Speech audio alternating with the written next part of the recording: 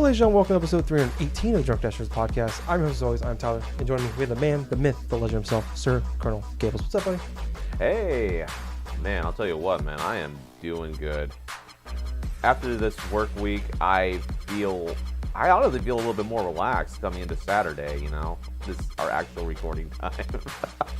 Yeah. Well, I know. It's mostly you and I are just been so busy at Mostly work, me. at home, and I understand that, like, that, like, a lot of the life stuff usually plays a role and stuff, but it's like, it's sort of crazy when you take yourself, like, aback from everything, and it's like, wow, there's a lot of crap that just keeps on happening here and there, you know? It's like, it just kind of feels like our lives are getting faster. Yes. For some reason. Yeah. It was funny, actually. Courtney and I were having a conversation a couple days ago about this, like, because she's like, when did we start dating? And I remember when we first started hanging out and then, like, officially started dating. And I remember, like, the first day, I don't, because I remember it was like a 3-day weekend, and because we hung out like that entire weekend. And I looked up the date, like, when we started hanging out, and I remember exactly the day when she, like, asked me if we want to become official. And I looked it up, and it was like, oh, it just so happens today's our 3-month anniversary together. And we're sitting on the couch and talking about it. She's like, it's only been 3 months. I'm like, yeah, I know. She's like, it feels like it's been like 5 years. I'm like, I agree. I agree. Feels like it's been 5 years. Like, and I agree. It's like everything just feels like it's just like it's weird. Like, it feels like everything's flying by. And it's for us. And it's like, but it feels like, 3 months ago. At the same time, 3 months ago was 5 years ago. Like, you don't even remember what life was like, in December. For me, anyway, that's for me anyway. But I know it's kind of crazy. like, it's sort of like the same aspect for myself as well, because I just passed my 3-year anniversary for my workplace that I'm currently working at. Yeah. Which is very surprising to me, but at the same point, I am in a vastly different place than where I was 3 years ago. I mean, I was doing production lines and stuff. Now I'm a supervisor in my workplace, and I am actually feeling like I am a supervisor. Yeah. And not just that, but I've just been learning a whole bunch of new things, new job trades, do this and that and stuff. And it kind of feels like I'm at a point now where I've got things structuralized of what I want to do, actually have some bits of organization, and instead of waking up randomly on a day, it's like, okay, what do I want to do today? Oh, okay. It's like, then all of a sudden just sit for like hours on end watching something on YouTube or like doing stuff like that. Actually being more productive than I generally would be. Yeah. But yeah, I vastly feel good is because I've been playing a little bit of games here and there. I have been just doing random bits of chores and like doing this, trying to catch up on watching things that I hadn't been doing previously. Like before we started recording, I just went through and finished up my third episode in a row of some old Doctor Who season and stuff that it was way back in 2005. I think it was like Christopher Eccleston or something like that was the Doctor at that point. This is before David Tennant, mind you. So it's like, for those listening and who don't know what the Doctor Who is, pretty much, it's pretty much like a show around this one dude that's supposedly a Time Lord and stuff, and he travels throughout time with like certain like companions he meets along the way, and they solve all sorts of various problems and stuff at different time periods, different parts of the universe. Just, it's been going on like on and on as a recurring series for a very long time now. But yeah, I was just catching up on that season since I bought like a box set from Walmart a little bit back. But yeah, other than that, I've just been living life quintessentially and actually getting a little bit more relaxed, which is very weird for me. But yeah, enough about me. How about you, Tyler? It sounds like you've been doing things in and out of the nutshell. Yeah. Just been same old. Just been crazy busy. Just, life stuff and then work. But the nice thing is work is slowing down. So I'm not working. It's getting slower and slower every week. It's good. Picking up again a little bit for the next couple weeks, but I'm not going to be doing the same hours. And then, good. So it's kind of nice getting off at I'm pretty much getting off at 3:30 at the latest. Anymore, so that's nice. Spend a little more time at home, especially as it gets nicer, except for today where it's oddly like 30 degrees outside and like just like an hour drive away they got hit with snow. Oh So boy, speaking of that, I follow one of my YouTubers on Twitter, right? Her yeah, name's Lucagen, and she was posting pictures from where she was at in Canada, and basically it was snowing there yeah, very hard, and snow was sticking to the windows of the cars and everything, and it's almost May.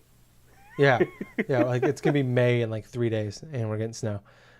But like, and I saw the same thing in Chicago. People were like podcasters listen to like they're in Chicago and uh, they're out in like the snow, like out, not a snowstorm, but there was snow. And it's not like it's like maybe an inch if that on the ground, but yeah, like I said, it's like April showers brings May flowers, and we're getting like we've had like almost zero rain, and we've had probably more snow than rain this month. So Oh, it's been a weird month weather-wise. But we I went camping for the first time in like actual like camping, not like I have a couple friends that own like farms and stuff, but they have uh-huh. like trailers there. So you just we sleep in the trailer, like really a bunch of like really nice trailers in the land, and you sleep in those. So you sleep very comfortably in beds with there's AC and heat, whatever you need, Nice. kitchens and all that. And this is like with this one we did not do that. We went to this place, I can't remember what it's called, Lake Quabi. Yeah, it's not very, it's like a half an hour drive. It's not very far out, and went there and sat around a campfire. But it's still like not. It's like it gets nice sometimes around but like it's like 60s and 70 degrees. But at night it's pretty chilly. Like so Yeah. during the day, during the afternoon, you have to have you have the AC on or the windows open, and then like when it gets dark outside, you have to turn the heat on, kind of thing. Still, and so I'm like, oh, we better bring some blankets and bring some hoodies. So it's gonna get chilly out, and did not think it'd be as cold as it was. So we went and one of her, we were going with with a bunch of Courtney's friends of a friend and shit like that. I'm going out there and meeting them out there, and like, oh, we have plenty of room in the tent for you guys and sleep in. I'm like, cool. And then like there was room, but we all have to like be bunched up together. And I'm like, we were both like, I don't really want to do that. Her friend Kim has a minivan, and she has kids and stuff. So she took the back seat out of it, but it still had the third row was out of it, so they had more room to put all the stuff in. So it had still Oh, I it see. had the front and the back, and she's like, well, Courtney's like, well, we'll just sleep in the back of the van tonight. I'm like, that sounds okay. Um, Possibly the worst night of sleep I've ever gotten in my entire life. Uh, we were so Courtney's got like some hip she has like hip problems, like no, she has pains in them, Oh, and I see. so she has to like sleep on like certain sides and everything like that. There was no way to get comfortable. It didn't matter what side you slept on, what you slept on, and also it was like 35 degrees outside. So we're sitting in this van, freezing our asses off. I have forgot to turn my phone off, and Good spotted. Anyway. yep. Uh, so we were sleeping in this van, trying to sleep in this van. We both downed like 3 sleeping pills just to try to fall asleep. Oh And no. so there's only like she's like 5'2", and she had to like hunch in a little bit. That's how like there wasn't enough room for us to lay out. So that's how Oh. little room there was. And then Oh. yeah, so I'm 6 foot, so I pretty much have my knees in my chest, just trying to sleep like this, Oh, Jesus and Christ. shaking. And like we had 3 blankets. Somehow I kept waking up in the middle of the night with 0 blankets. Oh. And we had our dogs with us, and so Oh no. my dog could be sitting outside in 85-degree weather shaking because he's so cold. And so you can imagine how he was. He was in all 3 blankets, like shaking. I'm sitting there literally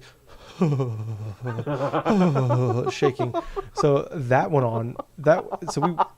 It was miserable. Like I think we went in there about 11 o'clock, and we finally woke up like woke up at like 7 a.m. And we probably combined had like 5 hours of sleep between the two of us. Oh, Um, that just sounds horrendous, dude. yeah, it was not. At least sleeping in a small minivan and stuff like that. You're just trying to huddle together, like, oh god, it's so cold. Ugh. Yes. Ugh. So it was. Yeah, we were supposed to like stay and hang out for the day, and like and like stay again. Like we went on like a Friday, and we're supposed to hang out all day and sleep again there on Saturday night. And we woke up in the morning and we're just like, let's just get the fuck out of here. The smartest decision you two made. Yeah, I was like, let's just go home and go sleep in our bed. So that's what we ended up doing. We ended up just like driving home at like 7:30 in the morning, and fucking passing out for like 5 hours in bed. So that was. That sounds amazing. We agreed that we are not camping people, at least not actual like camping people. Like, give us like an RV or like a trailer or something like that. We'll get by. But, instead of fitting you in the back of a small ass minivan, yeah, back seat. And I'm like, especially when it's still like freezing out. You know, when it gets below freezing. Oh, no right? doubt. Like, it was, yeah, it was not a fun experience. The night was fun though. Like before that, like it was chilly outside, and our fire kept dying, and we quickly ran out of firewood. So me and her friend Kim decided to. There was like like 3 campgrounds over this truck that had the whole back of the pickup. The truck bed was full of firewood, and he had like all nicely stacked like Jenga, and like multiple times we would go over there and like steal a shit ton of firewood. So that kept us going for a good few hours. So nice. Yeah, so that was camping. I never want to do that again. I'm not ashamed to admit I like my temperature controlled apartment and my bed. Like those are, and my couch that I finally just bought. I'm still paying for. I like those things, and also my dogs like them too. So yeah, never want to do that again. At least not in a minivan. Maybe a tent with the air mattress. I'll tell you what, man. I'm not looking forward to the first time I ever go doing camping stuff like that. Knowing my luck, I'm gonna be inside of a tent. All of a sudden, I'm just gonna hear this. It's a fucking bear just rattling the tent outside. There's some shit. Oh man, but I've been invited like a couple times to do camping stuff, but yeah, I don't know if that's for me really at all. And after your experience that you had with your girlfriend, it's like, that's the worst, literally. Yeah. So. Yeah, no, never want to do it again. Plus, trying to cook hot dogs with a little poker. I'm pretty sure the hair on my hands is still gone. Like, yeah, it was not a good time. I'm just like sitting there shaking. I'm like, this is so stupid. 30 minutes away is my apartment with a comfortable bed and also heat. Like, what are we doing right now? This is dumb. Yeah, so that sucks. I don't know what people do. I don't get it. I don't get it. At least in April when it's I get like May and June, but then you get to like July and August, it's like 100 degrees outside. That also sounds terrible. Weather here sucks, guys. It's nice like 6 weeks out of the year. The rest of it's miserable. You're either cold or you're sweating your ass off. And I'm fat, so I'm always sweating, even regardless of the temperature. So yeah, sorry, I was taking a drink of my beer. That's what's been going on with me. But anyways, Gables, this is we're like 13 minutes in. We haven't even talked about what the hell we're here for. I know, right? But anyways, we were gone again last week. Once again, that was me bad. We tried to like record like 3 days in a row, and then shit on my end kept coming up, so I wasn't able to. My mom had a flat tire, and then some came up with Courtney's family, and then just been busy. So yeah, here we are. We have a couple weeks worth of news to talk about. It's actually been a good couple weeks worth of news. Like the last time we recorded, we had like no news, and it seems like the weeks we miss, like everything happens. Yep. And then the weeks when we finally record back-to-back weeks, then it's like nothing happens. So, anyways, jumping in first with PlayStation 5 details. They did like a actual like exclusive interview with I want to say it was Kotaku, and they talked about kind of what the PS5 or what the new PlayStation console is going to have in it for the most part. It doesn't make any sense to me. A lot of flops and stuff like that. I don't get it. But the main things coming out of it, I think, for us simpletons when it comes to like how this shit works, I just like the fact that it plugs into the wall and then it plugs into your TV and you turn it on and it works. That's kind of how that's how I am. So the main things they did already say it's going to have PS4 backwards compatibility. It's going to support our current PSVR VR headsets, and it will not release until after April 2020, which I think most people knew or assumed. So I don't know, Gables. I mean, we've kind of touched on it a few times, but are these things you're liking, and are you ready for a new console? I'm not ready for a PS5 at this moment in time, but from what I've heard, I am very happy that at least Sony is covering their bases at this point, actually confirming that there is some backwards compatibility of some sort with a Yeah. previous console, since we went into the PS4 generation with not being able to even play some bits of the games that we had bought and downloaded on the PS3, or even game discs in that matter, which still makes me angry to this good day, because I had like 50 plus PS3 games that I basically just said, oh, sayonara to, because one gaming company wanted me to rebuy every freaking thing that I owned. Yeah. So the base stuff of it, I kind of expected it to be there. But I am kind of glad that it's more than, like, say, a year away, quintessentially, because there are still a bunch of games on my PS4 I still have to play. Yeah. Yeah, tell me about I'm it. not ready for anything of that sort yet. No. I'm with you, and I've talked about it a few times before with the PS5. Like, it's still selling super duper well. I mean, I don't know how the Xbox One's doing. Nobody really knows besides people inside Microsoft. But it sounds like it's doing okay. Well, the PS4 sales-wise is almost getting close to surpassing Wii numbers, honestly. Yeah, it's. I think it was like the last one. It's just shy of 97 million sold. So I can't remember what the Wii is, but it's close. Yeah, you're right. It's I don't know if it'll hit it, but it'll be close. Yeah. Yeah, it's like it's still selling really well. Like I felt like because this generation, even though it came out in 2013, like it took a couple years to get to like where it finally felt like it was its own generation. Like even in like 2015, we were still getting. Like remember Metal Gear Solid 5 came out in 2015 and it was still releasing on 360 and PS3 and shit. Like we had like maybe 3 solid years actually of the PS4 actually feeling like a differentiable console, like removed from the PS3 or even like that regards. Yeah, it really felt like 2015 was a good year, but like you can still play those games in the old generation. 2016 felt like the first year where it was like this is like the new like these are the first games of the generation that weren't like first party exclusive stuff.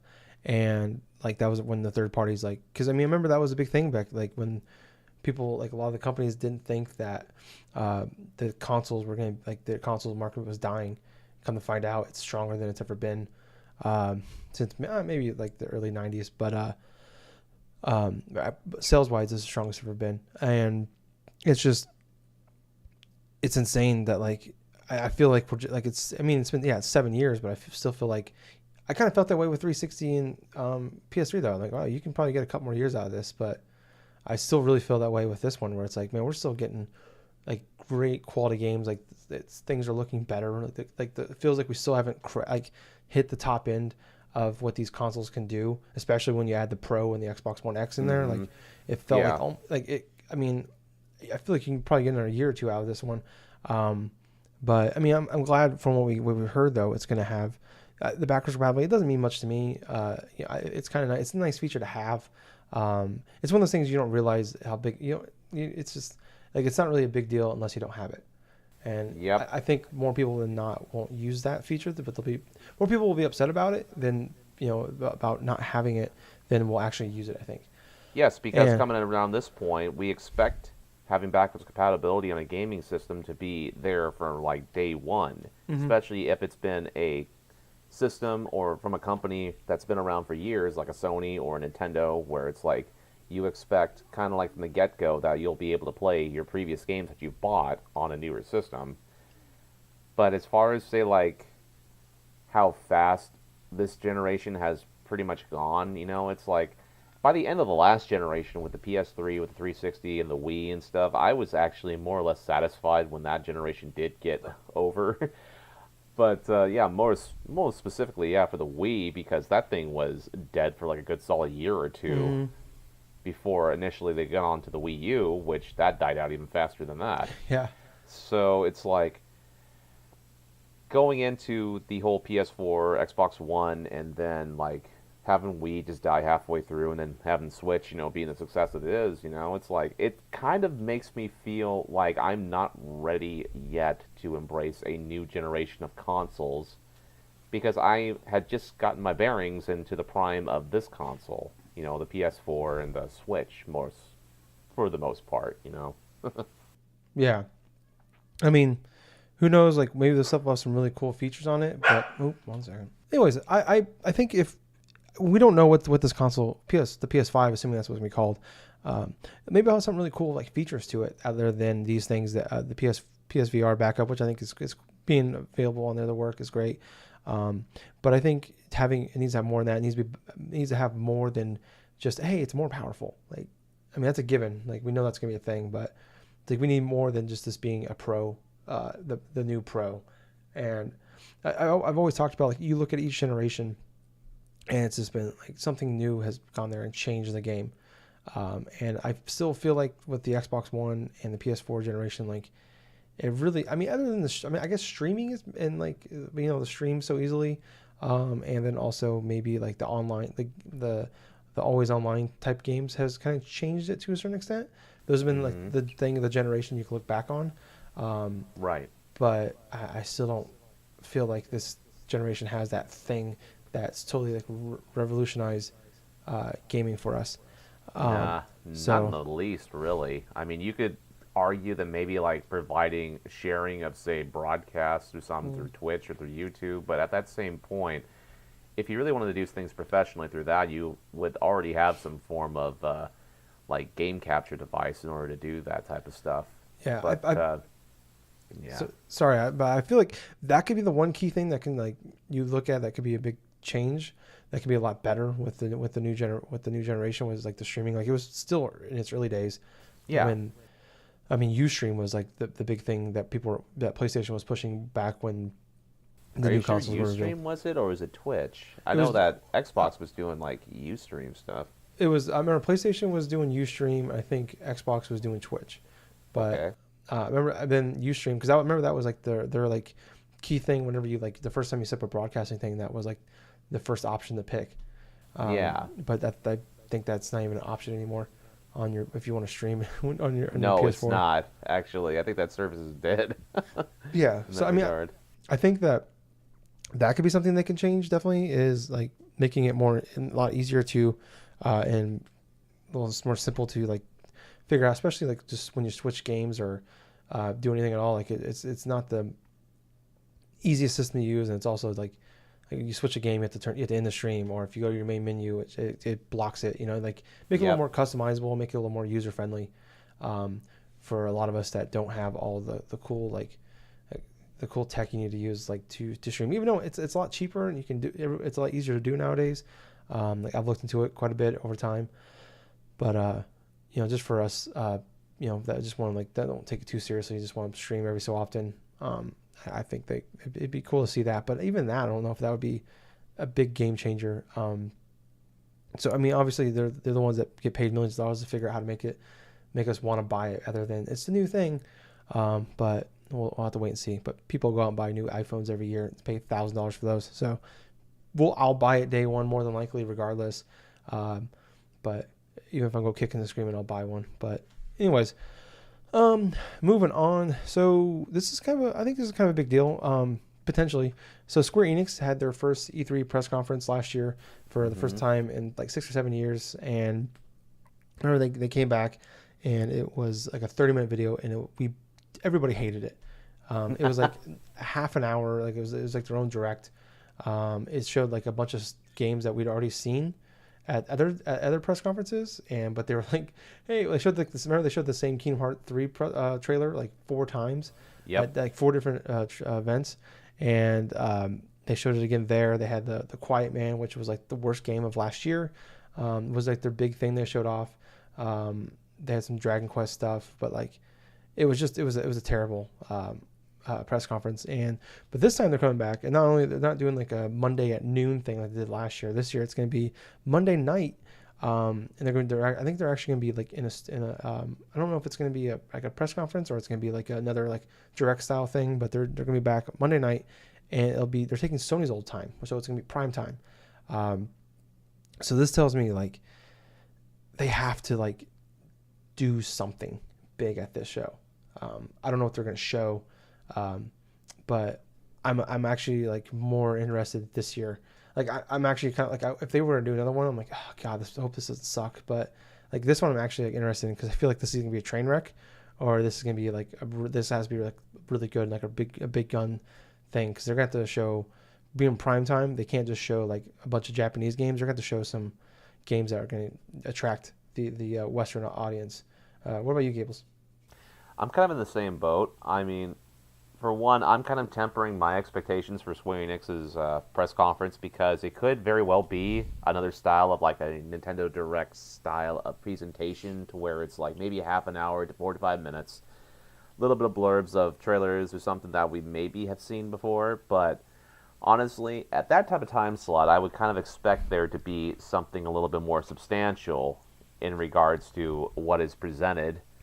I mean, it could be something more or less of a hint of another Tomb Raider game. It could be something in regards to possibly more confirmations of classic games getting a revival. It's like, it's really weird this time around, because a lot of the big games that Square Enix has announced has already been either released or is in the pipeline of still being developed. I mean, a good example here is with Kingdom Hearts 3. That's something that gamers have waited years and years for. That's finally like released. That's like a couple months ago, which is still kind of weird. We're living in a post Kingdom Hearts 3 world. Which, Never thought I'd see the day. Yeah, I know, right? That's yeah. But honestly, I'm not really expecting too much from this. That's my honest thoughts on it. Yeah. I mean, they got some stuff to show. Like they have they have like the Avengers game that they announced a couple years ago. I don't know how far along that game is. I don't know if it's gonna. Who knows? Like, you know, if that game's gonna be ready to show, other than like maybe a little bit of gameplay or in like mostly a movie trailer type deal. Right. But I don't know, man. Like it's gotta be big. Like, I mean, they're gonna show some Japanese stuff. That's a given.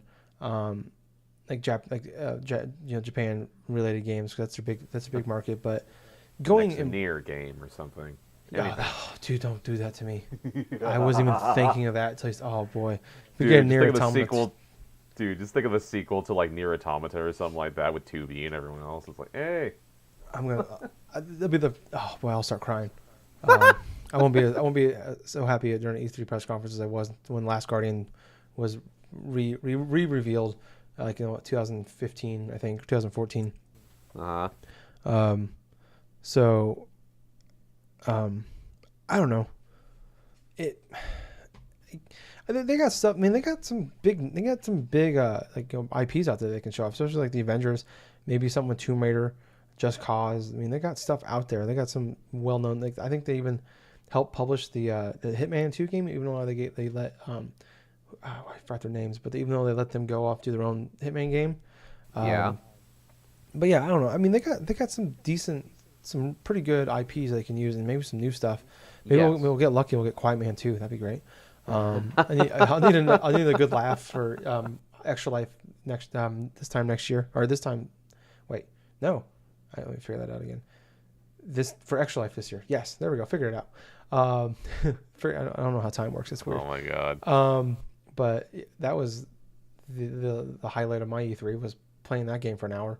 And a game when it's 3:00 in the morning, you've been playing games for 17 straight hours. And the last thing you want to do is play a game that has 20-minute cutscenes with no talking and no volume. That's exciting, and good way to stay awake. But I don't know. I mean, we'll have to wait and see. But I feel like they can really set themselves up well with this, and they have to, because they cannot be like they're like you look at like you watch some of those, like Watch Mojo does like their top 10 like worst or most embarrassing E3 moments, and right. A few of them are Square Enix's. So oh yeah, like especially the last one they did before they came back last year. So, and they were the worst one easily last year again, but not as embarrassing. But we'll wait and see. But I'm hopeful that we'll get something good. If not, I'll be in there train wreck, and it's there. Either way, it's gonna be a win-win. I'd rather be good than bad, but even if it's bad, it'll be a fun podcast. I remember we did the Square Enix E3 podcast, and it was like 12 minutes long. That's how bad it was. And it wasn't even like, it was terrible. Like, I remember I was actually excited for Quiet Man. That was the only thing that came out of that. I'm like, that looks like it could be cool, and it was trash. But moving on to Xbox One SAD, as it's being called. It's the all digital. Is it the Xbox One S all digital console? So this one, it's coming out on May 7th. Ooh, my birthday, and it's $250. So $50 cheaper than the Xbox One S now. It has no disc drive in it, so it's going to be all digital. So you're gonna have to have internet for this to work. But it comes bundled with 3 games: Minecraft, Forza Horizon 3, and Sea of Thieves. I believe Forza Horizon 3 is the newest one that came out back in September too. So 3, Sea of Thieves, all 3. Minecraft obviously is big, but Forza Horizon 3 and Sea of Thieves both came out to some pretty decent fanfare. I liked Forza Horizon 3 when I played of it, but Sea of Thieves I heard is a lot better now than what it was, as is most cases for games that are like always online. But I mean, like, do you think this is gonna be a big system seller or a big selling point for people? And I don't know, like, do you see like the value in this? Do you think more people will just be willing to spend the extra $50 to get the regular one, or you think a lot of people will actually be excited to get this game or get this console? All right, for this console in general, I feel like this is aimed towards a specific subset of the general gaming audience for the Xbox One, and that's for those that entirely want to have a console that's just digital. I mean, I could see the aspect and like I can see the motivation behind some people wanting to just buy this particular Xbox, especially if they have no intention of buying things physically, and just maybe use that potentially for for pretty much like a general use and stuff. But in terms of the overall value as compared to another one and stuff, I don't see it particularly selling all that greatly, to be perfectly honest. Mostly because if you're going to go ahead and you're going to buy an Xbox One and stuff, especially for somebody with the outside looking in, if you're buying something, say, for a kid during the holidays, or if you're living for yourself, you can find still a whole bunch of Xbox One games for dirt cheap physically, either at a GameStop or like a pawn shop or whatever, or even get like a lot of good ones at, say, like your local retailer, like a Walmart, for dirt cheap too. So it's like, I understand why Microsoft is releasing this bundle, and that's specifically for those that want digital only, and they bundle a whole bunch of stuff with it as well. But Microsoft's equally banking on people to get Game Pass with this digital console. But to be quite honest with you, I could see having some bits of success, especially maybe during like the holiday season, but not the type of success I think Microsoft has hoped for, if that makes sense. Yeah. But honestly, as far as like appeal or something, I just really don't see too much of the use compared to just paying $50 more or something for the actual Xbox One X or like a regular Xbox One S, because at least I would have the options to buy certain games used for cheaper and then just put it in my device and play it that way, as opposed to paying even more for streaming services that I probably am going to sparingly use. Yeah, that's the. I don't get the 250 price point, especially because like you see deals a decent amount of time for, Xbox One S's for 250 or even cheaper, or about the price, not Right. even, 275 in that range. Like you can find a deal, not to like by just a quick search on the internet, you can find a decent deal, especially with a bundle with some games. And I feel like if you do any research at all on this, like there's like really no benefit unless you are someone that just goes No. completely digital, or like the Xbox, the game. If you get Game Pass, then that's all. You're perfectly fine with that. Then that's cool. But Right. like you were saying, like going out and buying, you can buy used copies of games. Games prices go down faster with physical copies than they do on the store, on digital. On Xbox Store, PlayStation Store, whatever. They drop rapidly faster there than they do. Like you can get Anthem for $40 now at the store. Yep. But on PS4 and shit, it's still $60 on there. So, I mean, yeah, you save $50 now, but you can very quickly like you will save a lot more money buying games if you would, especially if you're like want to go back and play games earlier in the generation. Like a decent amount of them might be on Game Pass, but you're not. If you like, there's certain games you'll look at, like you can easily get them a lot cheaper nowadays. If you just go to GameStop or something. Exactly. I see this as a big misstep too by Microsoft as well because it definitely misses on a couple of marks here. For one, it's led to the like presentation of it kind of being like a lazy kind of console package in and of itself because quintessentially you have an Xbox One S, right? And I've seen the insides of this all digital version. It's not consolidated in the least. You're still getting this huge Xbox One S with all this different space which should have been in place for like a disk drive and stuff.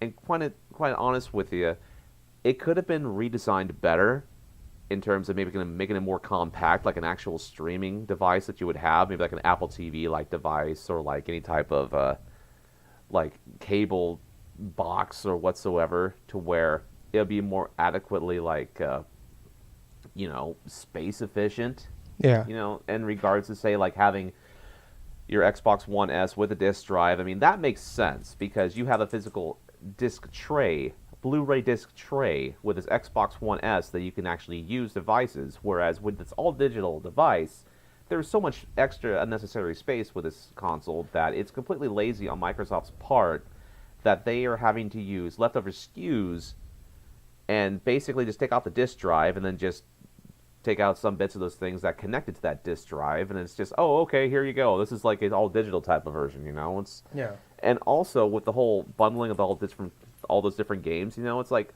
bundling all these digital games with that device is fine, but honestly, the price of it is very unappealing in my opinion because it's almost near exactly the price of an actual Xbox One S with a disc drive. It's not any type of it definitely does not have any type of benefit in that regards.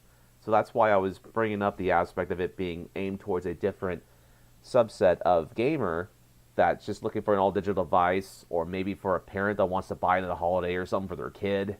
But then again, if you're an actual swabby parent, you would actually buy a system that actually has options for physical games because you can get the physical games for cheaper for your kid for the holiday or for their birthday or for whatever. This whole digital console is just a huge misstep for Microsoft's part. And honestly, it's like what I was saying before. I could see maybe some bit of success, but not as big a success that Microsoft was initially planning for it. Yeah. So we've been anticipating anything for a long time, and I feel like they kind of blundered the message. With especially if you do get I feel like if you have this, you're gonna have Game Pass, Right?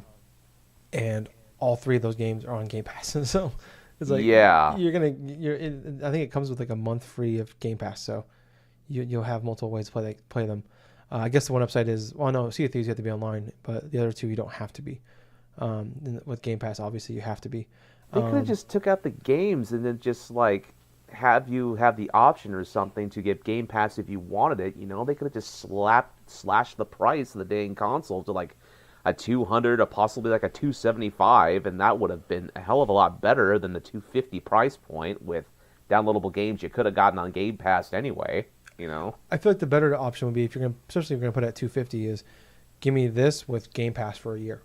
Agreed. Or at least 6 Agreed. months. That would have been a better deal. Yeah, because you're gonna have an instant game collection. You'll have these 3 games already plus a bunch of other games, and there's no point in buying this unless you have consistent good internet. So yeah, but moving on to, before we have some bunch of Nintendo news. But moving on before we get there, we have a little bit of Persona news. I'm gonna let you take this one a little bit, but all right. But a couple things was Persona 5 Scramble was announced at the Phantom Strikers. It's an RPG like Dynasty Warriors style game. It's coming to the Switch and PS4, and I think you said that's going to come out sometime next year. And then Persona 5 The Royal, which is like an enhanced version of the Persona 5. And it's coming. I can't remember when it's coming, but it comes with like an extra character. It has like a new palace and a new party member, and it's coming out. I can't remember, but anyways, it's going to be a PS4 exclusive. But go ahead and take this over. Okay, so for earlier on this week, Atlas held a couple different streams on 2 separate days, revealing Persona 5 Royal, the exclusive for the PS4. The PS4, yeah. I don't know why, but my brain just farted at that point in time. So quintessentially what it is, it's Persona 5, the base game. On top of it, you have new characters, new type of story elements added to it. So it's basically an expansion of Persona 5. That's going to be releasing in Japan like around October and in 2020 for US audiences. And the other game, like Tyler was just brief upon. Yeah, it's a Dynasty Warrior style of Persona 5 game called Persona 5 Scramble, which is for the PS4 and the Switch. Now, in regards to other news in revolving Persona 5, there has been sort of a bit of a fan outcry and stuff in terms of one particular character's design. So basically, you have this redheaded girl that supposedly is a new character that gets added to your party. And basically, some people on Twitter, like specifically certain social justice warrior type of people, are all up in arms because this one character's battle armor quintessentially is just, in their opinion, is showing way too much skin. So to give you guys a little bit of description in sort of a scenario, picture a gymnast, right? This new character is more based after a female gymnast.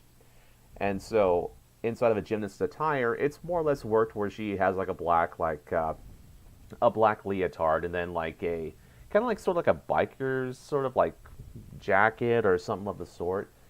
But in comparison to actual gymnast attire and stuff, this is actually much more like covered up in my honest opinion. I'm not too sure about your opinion though, Tyler. It's like, wouldn't you say it's a little bit more covered up than a standard gymnast's sort of look?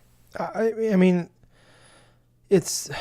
I don't think, like I said, it's not that. It's really not that big of a deal, and it's like we've seen much worse games out there, and that's kind of. I mean, I'm not gonna try to defend, say Yeah. it's whatever, but it's like, it's a game. It's a Japan popular game, and that's the style they go for. It's anime, and like I said, we've played and seen much worse from games. Well, So yeah, yeah. yeah, I agree with you. I agree with you in all honesty and stuff.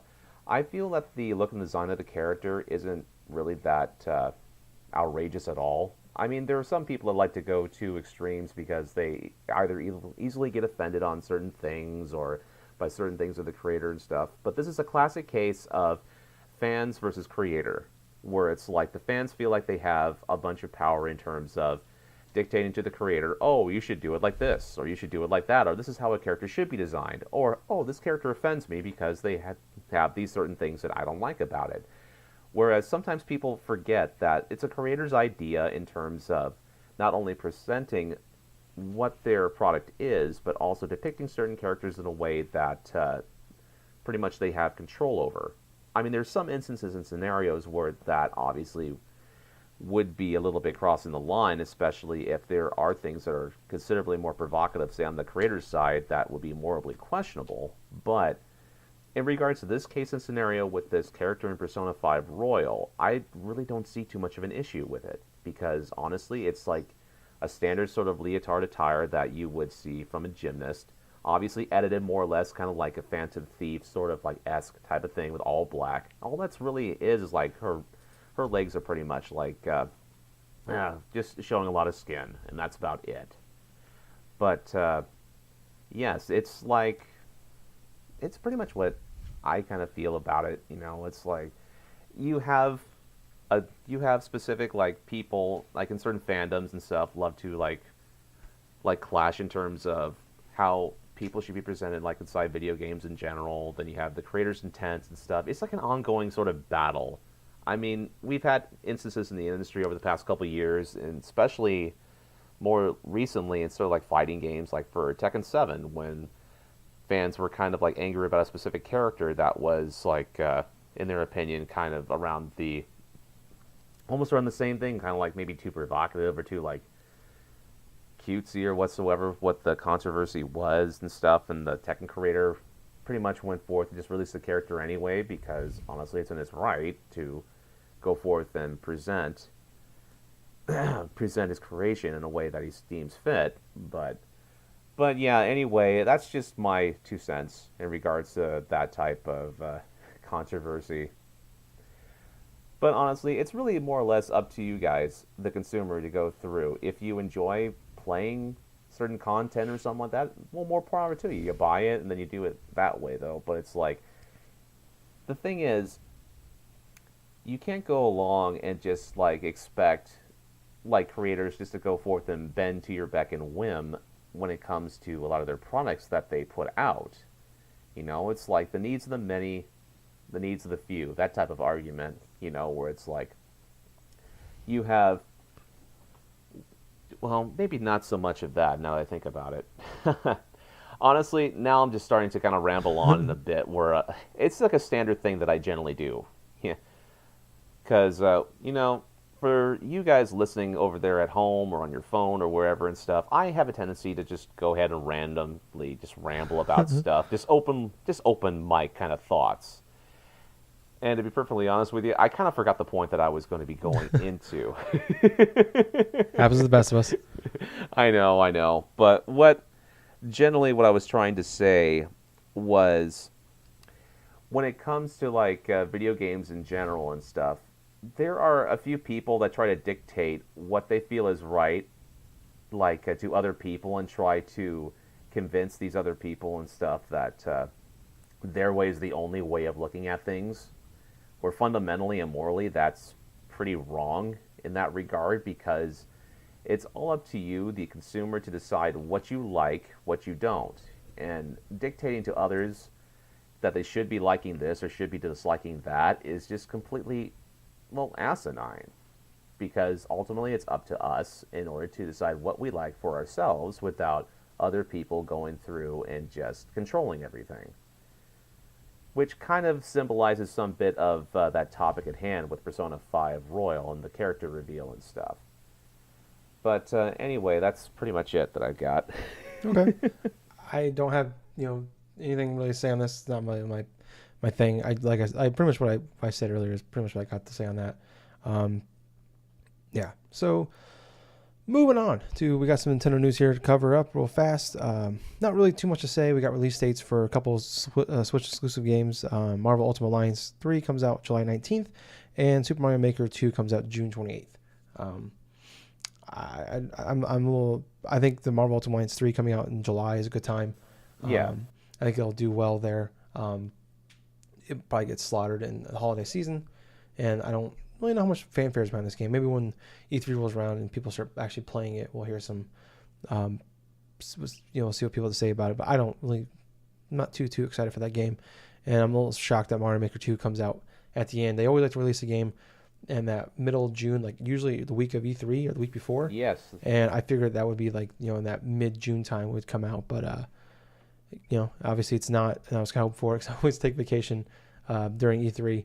And I was hoping to get to play that game. But we'll be able to do that for that time off. But it's coming out, still coming out soon for a game that was just announced a couple months ago. Yep. Anything you want to add to those? Well, to be perfectly honest with you, I can't wait for Mario Maker 2. Because honestly, I'm kind of having a craving to go through and try to play through and enjoy a game like that again. But as for the other game, Marvel Ultimate Alliance 3, it's like, I'm just taking a wait and see approach at this point. Never played any of the previous games, so I'm like, okay, let's just see how good it is. Yeah, pretty much. I played the first one. I liked it a lot, but I was playing with friends because that was like the big game that came out when early 360 when there wasn't much to play. And I have fond memories of that, but I don't know. I went back to those like probably like 7 years ago or so, towards the end of the 360 era, and I did not like it. It didn't age well. And this game, like I said, like when it was announced back during the Game Awards, it looked. When it first was revealed, I thought this was like a phone game, a Marvel phone game or something. You play like a free to play game, not a full $60 retail game coming to a console. So, but yeah, moving on to our last topic here, Nintendo. The rumor it's been going on forever. There's going to be like a new Switch, a more powerful one, and there's rumors that there's going to be a cheaper one. But so it's kind of coming more and more that they're happening. But there was rumors that they were going to announce it during E3 that there was going to be a cheaper Switch announced. But Nintendo's come out and said that's not going to be the case. They're not going to announce new hardware. But it sounds like this is going to be more and more real. The cheaper one, at least. What do you think this could be like? What would make it worth it buying a cheaper version of the Switch? Well, honestly, the benefit would be having more people buy it at a cheaper cost I mean, think about it this way. What's the easiest way to cut out the Switch's cost currently? Well, in my honest opinion, is cutting out the docking feature of it and also going forth and just making sort of a standardized version of it that's more akin to, say, modeled after a PlayStation Vita sort of approach, to where it's maybe a little bit bigger than a standard PlayStation Vita, but at the same time, you don't have the Joy-Cons like interchangeable. You have like a standard sort of button layout and D-pad, sort of more traditional wise, and it's like I could see how they could cut costs and make it sort of that way. But honestly, I kind of feel like that they're not going to maybe announce it like at an E3. I think they're going to probably do something like that probably around the time that Pokemon comes out, Sword and Shield, because that's the most ideal, because quintessentially, those games are structured with handheld in mind. Even though it's for the Switch, Switch is portable. And so they're like the Game Freak as a company and the Pokemon company in general, they help model these games more or less of a portable experience. And even from what we have seen of Sword and Shield, that still is the case, even though it's a lot prettier looking inside HD, Yeah. as opposed to the 3DS and its standard like image quality stuff. I still think that this Switch Mini is real and that it's going to be releasing sometime around the time that Pokemon Sword and Shield releases. So what do you think, Tyler? I think you're right. I think we're going to see a different model this year. I could see maybe like the only thing I can really see that makes sense. Like I can't see them making it where it's handheld only, or the Joy-Cons are you can't take the Joy-Cons off, because there are games that you have to like 1-2 switch. Like that game is you have to have Mario Party. Like those games have to have the Joy-Cons out to play them. So I can't really foresee that being a major thing, or a thing that's like how much does it cost to add the little slide in things in and out. Like I feel like that's not gonna be a big cost saver. The only thing, like you said, the only thing that could make sense to me is like making one that doesn't sell a dock, but you could still dock it. It just doesn't have the dock. But that thing is like $80, and then maybe they make it like a cheaper screen or something like that. But it doesn't. I think it's $300 for a Switch right now. I'm starting to think about the screen quality of the Switch. I'm not too sure if it's OLED or actually LCD. Now I think about it. I can't remember, but that's the only thing I can think of is just take the dock off and a cheaper screen. And maybe it's just gotten cheaper over time to make this thing. I imagine it's been out for over 2 years now that that's the case. But honestly, I do hope if they go through with the Switch Mini and stuff, I hope they change the analog sticks. Yeah. Why? Because I don't like the analog sticks on the Switch Joy-Cons. Because when you have it in handheld mode and you're playing for extended periods of time, especially with my large, meaty, giant hands, my thumbs go numb. Yeah, I know your pain. Yeah, it's not as bad as the 3DS was, the old 3DS was, but it's not fun. Honestly, the old 3DS, I hardly had problems with that unless I was holding my right hand in sort of a claw type motion. Mm-hmm. Yeah. When the XL came out, it was so much better. But oh yeah. Yeah, I just, that's the only thing that makes sense to me. But I feel like this is like potentially, even they can come out and shock us, obviously, but I feel like this is just another Xbox One S, the Xbox One S all digital thing where it's like, hey, we're selling a cheaper version. It just doesn't have a dock for it now. It's $50 less. Like immediately you're gonna be like, already, if you want to make it so you can dock it, you already, like the dock is like $80 to $100, I think. Like you're already like going to pay more to get this, It's like when they like sell the 3DS now, it's like, or they have in the last few years, it's like, hey, it's cheaper. Like it's like, it's $130 now or $120 now, but you still have to you have to buy the charger separately. It's like they're fake way of making it cheaper, but you still have to buy this thing to make it work. Like, so I feel like that's their one thing they can do that can drastically cut the price. Is that making it so it's handheld only. I don't think the port to plug into a dock is that expensive. Probably they can maybe, like you said, make it smaller, like it's thinner, because they don't have the big USB. Was it USB that plugs into the dock? Honestly, what goes into the dock is a USB-C sort of port, where it's like USB-C that you could easily go through. If you have the thing packaged and stuff, you could potentially have it be like around $200, still include like the cord and the actual Switch plug and stuff. Yeah, I still don't feel like you can make it that much smaller though, like thinner or anything, because of Oh no, the Joy Cons, and also it still has the headphone port on top. So, and then maybe you have to put the cartridges in there. So I don't maybe know. like maybe like the height and the width of the Switch itself maybe down like possibly 3 more inches than what it is currently, I would think. But at the same point, I can see where you're coming from in terms of it sort of not making sense in terms of it being kind of like smaller in that regard. Yeah, yeah. It just feels like a Xbox One S all digital edition to me. Right. Like just looking at this, where it's just gonna be artificially cheaper, but you're still gonna spend more in the long run probably to get the stuff you need for it or want for it. So, I mean, it could be a draw, like especially if you were like someone that has like multiple kids or something like that, and or you want like multiple Switches in the house and you already have a dock. Maybe that's the like, hey, like we can get another we can have a second Switch in the house, and we can get this one. But I don't see it being $200. Like I feel like it's going to be a 250 range unless they drop the price of the Switch, which they will not do. I think it's still selling too well. So I don't know. I don't foresee this being anything amazing. I'm curious to see if we do get the new powerful Switch, like what that might look like and what that could be. I think it could be like the Switch's price that it is currently, maybe like $300 or something, with the old model being 250 and the Switch Mini or something be like what was it? What was 200? 200? Yeah, I could see it that way. Yeah, just do what Sony did with the PS4 Pro came out, drop the price of the original one $100 and release the new one for the same price the old one was. That makes sense. That's the only thing that makes sense to me. For that, you can have 3 options out there. But oh yeah, I don't know. I'm kind of rambling, like kind of but yeah, I'm trying to like think off the top of my head. I've thought about a decent amount, but just trying to think off the top of my head, like what's the benefit to this thing? Like what can they do? Obviously, like I said, there's smart people out there that work there that can figure out how to make this thing cheaper and or make a good reason to buy it. But I just can't think of anything off the top of my head. But oh shit, we haven't even got to what we've been playing, Gables. We're like an hour in. Holy fuck! I know, right? I was gonna wrap up the show. I'm like, we haven't talked about what we've been playing. So I guess we can jump into that now. Do you want to go first? Or do you want me to go first? Why don't you go first? Okay. I played a decent amount more of Yoshi's Crafted World. I'm still not digging it as much. I think, and I was talking to somebody at work about it because they were like, 'cause they have a Switch and they were talking to me about whether they should get it or not. And I'm like, I like with Woolly World, I flew through it through a weekend, and with this game, I played a couple levels. I'm just not digging it.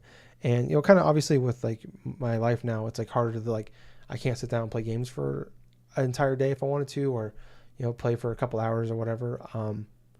So I think part of my problem is like I feel like because I have so many games I want to play, but the rest of the games I want to play, like you need like a good hour or two chunk to play. Like I got Resident Evil 2, Anthem, Days Gone, Metro Exodus, and something else I'm forgetting that I want to play. Oh, and Mortal Kombat 11.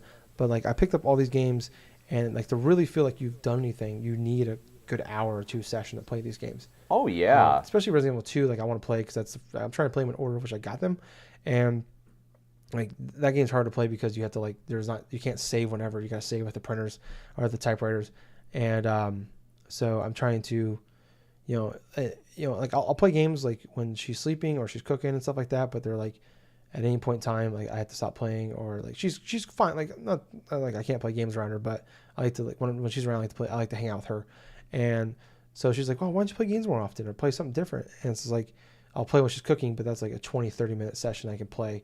And it's like, I really can't get anything done with these games. So I'm just going to go play Yoshi's Crafted World. And I feel like I'm kind of playing that game because there's other games I want to play first before that, but I'm playing it because I can play 3 or 4 levels in a half an hour and get that done. So I'm getting something accomplished, but I feel like I'm playing that more because that's my only option more than because I want to play it really bad. So, no offense against her or anything like that. I'm not trying to say that, but I think that's kind of like why I'm not liking it as much. I'm not because like I said, I feel like I'm playing it more because that's my only option more than I want to play it. Yes. But the other game I haven't actually. It just came out Tuesday. I'm on chapter 3 or 4 right now. Is Mortal Kombat 11. Just came out Tuesday. Okay. Been playing through that one. They made some changes to it where it used to be like you had 2 health bars, and you fought until you knocked out both. There wasn't rounds anymore. They got rid of rounds, and you just had your 2 full health bars, and you just fought until you knocked out both health bars. Yeah. So like I've had fights where like I had 1.5 health bars and one, and vice versa. A lot of against me, because I'm terrible at these games. But they changed it now where it's like kind of old fashioned, like a regular fighting game where it's just like you have to win 2 rounds. Like you each get 1 health bar, and you have to win 2 rounds. Best 2 out of 3. They switched it back up to the original style again, huh? Yeah, which I'm fine with actually. It makes it because it makes it a little more competitive. Because there's definitely been I've had like a lot of like it kind of sucks sometimes because like you start off badly, and it's like, well, I've got like a half health bar and I've barely done any damage to them. I'm gonna lose this fight. So it makes it a little more like you still have a chance to win. Like you sit there and you play 2 or 3 minutes knowing you're gonna lose, but you don't want to give up just in case you like something crazy happens. And I kind of like that. It's gone back to the original style. I know there's been a lot of complaints about the like all the DLC stuff you can buy, all the character packs and like uniforms, stuff like that you can buy. That hasn't affected me because I just play it for the story mode. But anyways, the characters getting older, like like Johnny Cage and Right. his wife, Sonya Blade. I want to say like they're like older now, like probably in their 50s or so, and like they're all wrinkled, and it's kind of cool. But in this one, like somebody comes in, like the new bad guy in this game, like they come in and like they like change the timeline a little bit, and so like a lot of the older characters come back, and they come back from like it's like right at the end of Mortal Kombat 9, which was like the reboot of the franchise essentially. So you're like, because a lot of characters in the game have like they died in 9 and 10, and so they brought in like a lot of new characters in 10. So it's a way of bringing it back. So now you have like the original crew plus all the new characters they brought in from like the later games and with 9, 10. So it's basically like Smash Bros. Ultimate for Mortal Kombat 11. But you'll have like now the current Johnny Cage versus the younger Johnny Cage. So it's cool with that story. It's not like crazy amazing. It's not gonna like it's not God of War or anything like story wise that great. But it's just kind of a cool way to kind of keep you going through it. And it always entertains me. Like I love the Injustice games. I like the Injustice games more than the Mortal Kombat games for the story. But yeah, it's been fun. Playing that. I've been really excited for this game, and I'm having a lot of fun with it. I have it on medium, and it took me like 5 tries to beat the first character, the first fight of the game. So Wow. It was really embarrassing when Courtney was watching me. He was like, "Oh, are you really good at games?" I'm like, "I'm all right at them. I'm not great." And then she watched me play. He's like, "Isn't this the first fight?" I'm like, "Yeah." She's like, "You're not doing very good." I'm like, "I know." Like this is why I don't like to play games in front of you. But yeah, it didn't go well. But yeah, it's been fun to play. I'm going to play some more. Obviously, I'm going to play more of it because I really like these games. But yeah, that's pretty much what I'm playing. What about you, Gables? Well, I've played a couple of games. I'm still playing Persona 4 Dancing All Night because it's one of my go-to games after work. And so I usually spend like about an hour or two, normally like a couple times a week. And so far my progression, I've already platinumed this game, right? And I got the highest possible rankings for each tracks on multiple difficulties, from easy all the way to the hard mode. And most recently this week, I actually went through and completed all the tracks on all night mode, the hardest mode and the hardest like difficulty inside the game. And now I'm trying to go through and get perfects on each and every track of that, and I'm proud to say I'm actually halfway there. To be perfectly honest with you, it's kind of fun to see a progression of a game because I really don't have too much extra time to play a lot of games as well, and so I've been like laser focused on playing this one. I have played this game now for close to 40 hours, and all I've been doing though is just listening to music, playing some games. I've just been enjoying like 2 fronts here. A lot of music that I would listen to, like on my iPod, I'm now playing in a game form and stuff, and I'm just having a lot of fun just doing that. I'm just matching like a whole bunch of different notes and tune, and a lot of the precision stuff, it gets crazy actually. The amount of timing and precision when you get to, say, from hard mode to all night mode is it's nuts because now you have to keep in mind that there's multiple different directions of ways certain bars come at you, right? And it's like, at first, when I was playing the mode, I'm like, oh god, now it's starting to jumble up things. They're not set bars now. And that's the thing. It's set up like when the notes are coming out, sometimes you'll have like bars of like notes coming at you, but they would be like kind of like parallel, horizontal.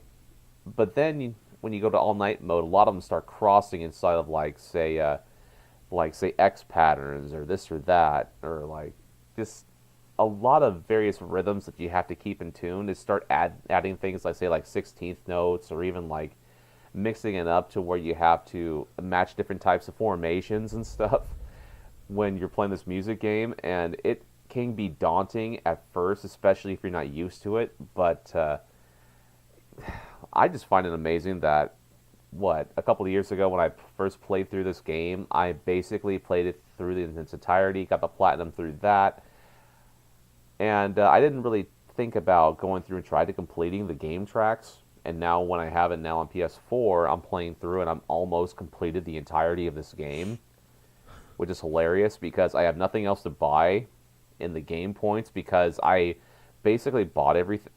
Yeah, I basically bought everything when I went through and got the platinum, and now because of my accumulation, I have like about over $7 million in terms of all this stuff. I'm like, oh my god, no, I've actually kind of broken the game. But because I've played the game for so long, there are some times when I try to go and retry tracks and stuff, I could hear the dialogue from when the characters like praise you and stuff for like going through and breaking the high score. If I press retry or something like that, or try to retry a track that I didn't do so well on, their audio actually laces over their actual in-game audio when you start to begin a song, and so there's like 2 or 3 different voices going at once. It's like, what's going on here? Oh, it's that type of like audio cues that I kind of wish they would have, that Atlas would have went through and kind of addressed when they were porting this game over to PS4. But honestly, God, I'm getting my money's worth out of this. And Yeah, I'd say so. Dude, I spent $100 on 3 games for the PS4, and I've spent, well, let's see, I've beaten 2 out of the 3 of them, gotten the platinum for both, well, 2 out of the 3 of them, and now I've almost completed 100% one of them. So, yeah, who knows? Maybe Persona 3 will be next, but here's the thing. The next game that I did end up playing was during last weekend. I played the Spyro remaster, and it's part of the Spyro Reignited trilogy. To be perfectly honest with you, I only had maybe like a moderate interest in the Spyro games when I was growing up.